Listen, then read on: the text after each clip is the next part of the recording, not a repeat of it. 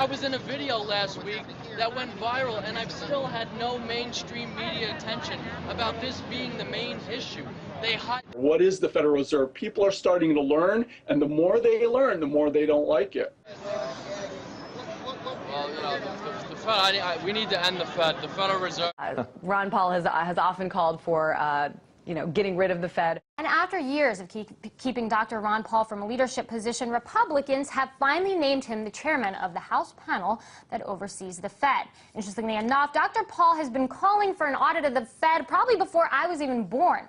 Well, his calls may have fallen on deaf ears before, but now polls show that a majority of Americans are dissatisfied with the central bank calling for tighter control or even an end to the Fed.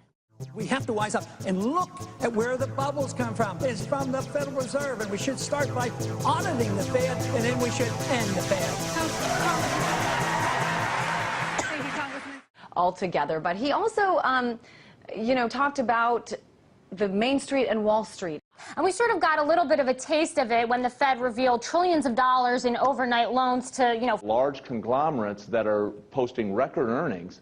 But yet Main Street, middle America, you and me, we are not feeling it in jobs. Our income's not expanding. Our home values are still declining. It's very much a different story when you talk to the man on the street. You drive prices up, wages stay the same, purchasing power goes down, and this is because $5.1 trillion that was spent, and it didn't go into the pockets of... The average American has not seen the benefit of the stimulus money that has been put to good use. And we're seeing that in unemployment rate. People without jobs. We're seeing that in lackluster GDP growth.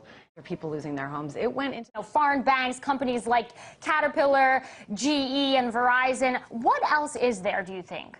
Middle America, Main Street, very significantly. They haven't reaped the benefits of the last 2 years.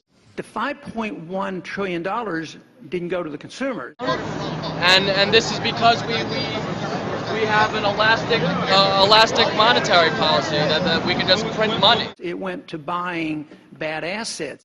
Things that they could just spend their way out of debt. That's a fallacy. You and I cannot spend our way out of debt, so how can they? It went to bailing out banks. The Federal Reserve was loaning out trillions of dollars to big financial institutions. It went to bailing out big companies.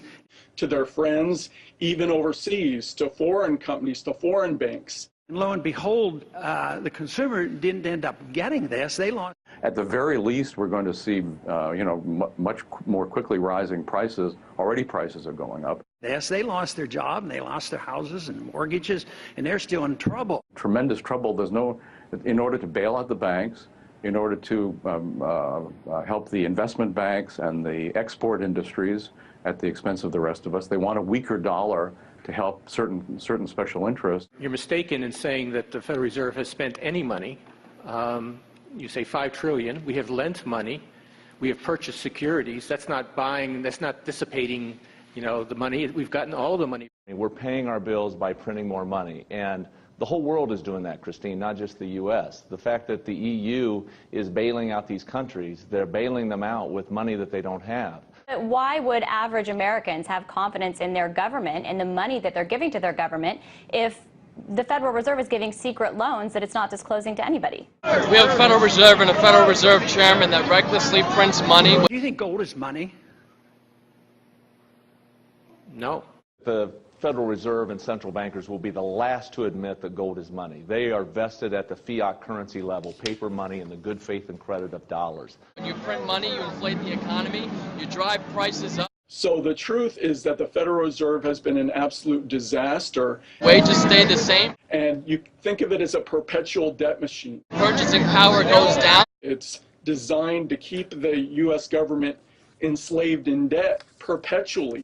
In fact, the American people do not benefit, because what happens is with the Federal Reserve, the U.S. government just keeps going into larger and larger amounts of debt. And that's a bigger burden put on the American people. So the American people have to pay taxes. They have to pay this debt somehow. Then the taxes get transferred to the U.S. government. The U.S. government transfers this money to the people getting rich off of government debt. We need to audit the Federal Reserve. What else is there, do you think? Well, that's a very good question. The truth is we don't know because there's never been a comprehensive audit of the Federal Reserve since it was created back in 1913. We need them to open their books, show us. So we pull back the curtain and take a look at what's really going on. Show us where this money has been. But I think we will learn a lot more about money creation, where our dollars go, how they're created, and what kind of deals the Federal Reserve has been involved in all these years. This is Ron Paul's message. And expose to the American people how the Federal Reserve works and how it's bad for our economy, then that's going to increase the chances that one day the Federal Reserve there will be enough support to actually end the Fed. And the truth is, if you go back to 1913 compared to today, the U.S. national debt is about 5,000 times larger than it was back in 1913. Money has been going. We need. So this is an undemocratic thing. It's a bad thing. And they're rapidly leading us toward an incredible economic disaster. We need to bring sound money back into America. And the U.S. dollar has lost over 95% of its value since then. This is Ron Paul's message, to end the Federal Reserve.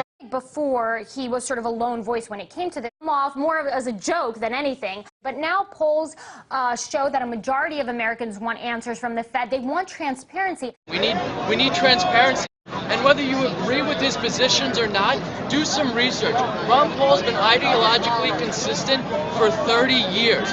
I'm Ron Paul. I'm a congressman from Texas, serving in my 10th term.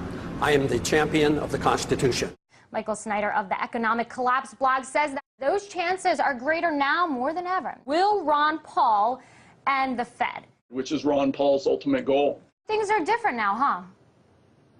Things are different. The tide is starting to turn. Example of this is in Switzerland. They were the last country to abandon the gold standard. I think that was back in 2000. And already their parliament seems to be getting ready to talk about some serious steps to return to it. Your thoughts about this? When you look at investors, clearly gold and silver are functioning more than just as a commodity. They're seeing it as a hedge against a declining dollar. So even though it's technically not a currency, it's certainly being played as a hedge against the dollar and declining fiat currencies. And I think that will continue. So the market has a funny way of determining what gold and silver's real value proposition is, regardless of what Federal Chairman Bernanke says. And I think Ron Paul stated that. The average American, they think gold is money, even though you can't go down to the street and literally use it as minted currency today. Will there be a time when that could happen? I don't know. Things can get out of hand because while the central bank, like the Federal Reserve, is in charge of the supply of money, they're not in charge of the demand for money. That's in everybody's mind and pocketbook, and each of us has our own individual demand for how much cash we want to have as versus other things. So they're causing tremendous trouble. In order to bail out the banks, in order to help the investment banks and the export industries at the expense of the rest of us, they want a weaker dollar to help certain special interests. Well, the thing is the Federal Reserve, as they themselves insist in court documents, is not an agency of the federal government. This is a private institution which controls our money supply, that sets our interest rates, that prints our currency. Now, how undemocratic is that? The Fed is obviously against any such actions, but this is really a fascinating institution, an independent institution that claims that its actions are all for the greater good. A lot of folks like yourself are doubting it and really asking if the Fed may be taking orders from somebody else. Could it be in bed with quote-unquote special interests? Another interpretation of the Fed I want to share with you, this one coming from Russian Prime Minister Vladimir Putin. I want to play this for you, what he had to say, and then I'll get your response. Fortunately or unfortunately, we do not print reserve currencies. But look at what they're doing, acting like hooligans. Rules and regulations, we got to get the government to follow the Constitution, to abide by the Constitution. They're switching on the printing press. Should they abolish the Federal Reserve because you are opposed to pretty much everything they do? Yeah, well, I would like to phase them out. Tossing money around the whole world. We could replace it with something different. I think as a transition to eventually getting rid of the Federal Reserve, we should at least rein in their power. Fulfilling their primary needs. And maybe restore the original mission. When the Federal Reserve was originally established, Federal Reserve notes had to be backed 40% by gold bullion. Do you think gold is money? No. And the Federal Reserve was not allowed to have any U.S. Treasuries on its balance sheet. We have purchased securities. That's not buying, that's not dissipating, the money. So I'd like to go back to that. I don't want the Federal Reserve to be an engine of debt monetization and inflation, which is what it is today. They say monopoly is bad, but this statement concerns only someone else's monopoly. Well, there's nothing bad about their monopoly. So the bottom line is we've got a sovereign debt crisis around the world, here in the U.S. and certainly in Europe. And countries that have their own currency, the way they get out of them is to devalue the current currency to pay the future liabilities. It's not good for people that are holding these currencies. So what we've got is this cartel of private bankers, which basically have more power over the U.S. economy than even the U.S. Congress does. The monopoly for printing money, and they're making the most of it. But we cannot afford it. We cannot shift all our expenses to budget deficit. So if people are here and demonstrating peacefully and making a point and bringing attention to the Fed, then he considers it good. That what? He said it's good. Yeah, oh, absolutely. I mean, last week I had a lot more people that agreed with us, a lot more people talking about ending the Fed. I've seen a lot of signs. Yeah, this is the issue we need to talk about. Should they abolish the Federal Reserve because you are opposed to pretty much everything they do? But ultimately, I think the reason it failed is because you can't trust the central bank. But we're out of time, but you are saying just yes or no, eventually phase it out? I think we'd be better off without it, yes. We can't let any more of this, any more of these other issues blur the real truth, which is to end the Fed.